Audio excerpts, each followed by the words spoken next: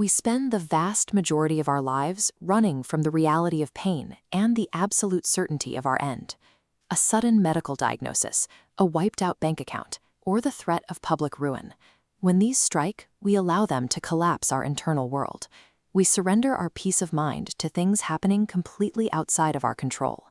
2,000 years ago, an enslaved philosopher named Epictetus experienced extreme subjugation and chronic pain. Yet he argued that the terrors we flee are nothing more than a bugbear, a painted, tragic mask. If you show a grotesque mask to a child, they cry in genuine terror.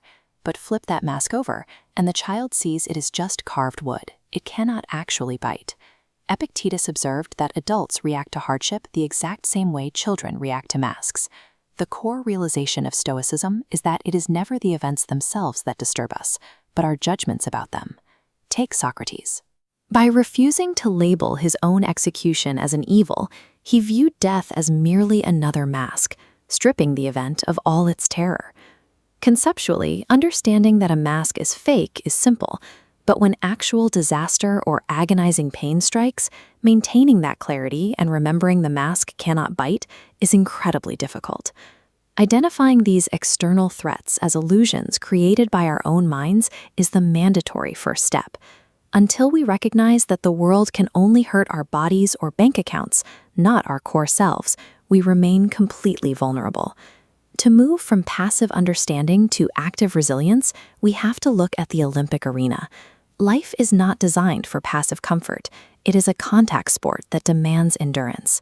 Epictetus compared the universe to a demanding physical trainer.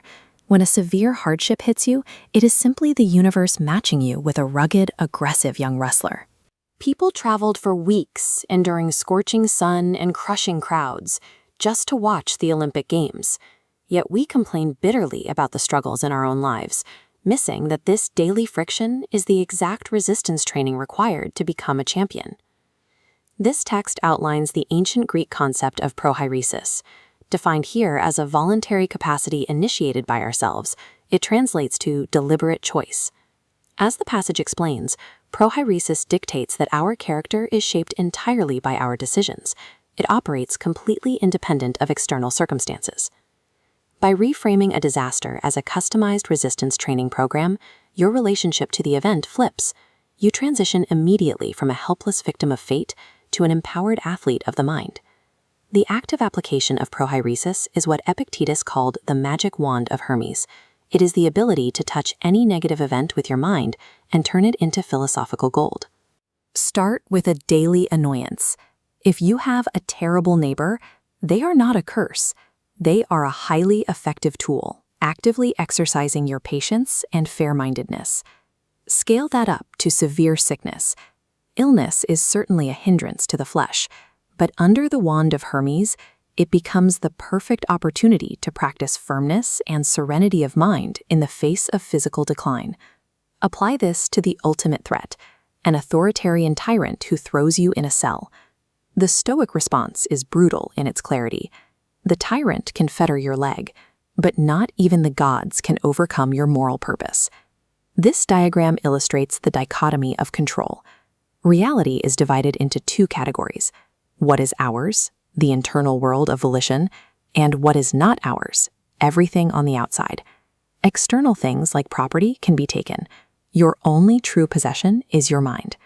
Drawing a hard boundary between internal volition and external events renders you untouchable.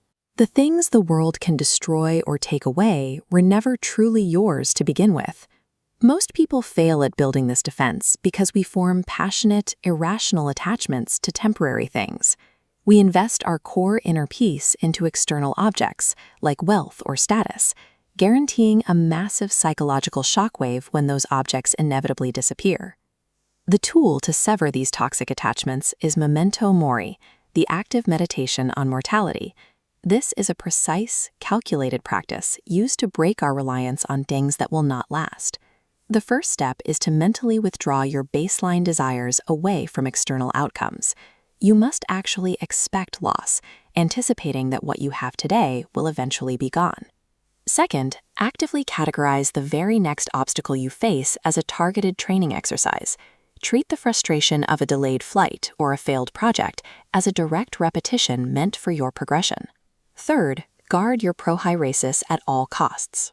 Let the world take your money, let it take your status, but never surrender your deliberate choice to act with virtue. When you deeply accept loss and mortality, the external world completely loses its leverage over you. The tyrant's threats ring empty, and the mask finally loses its terror.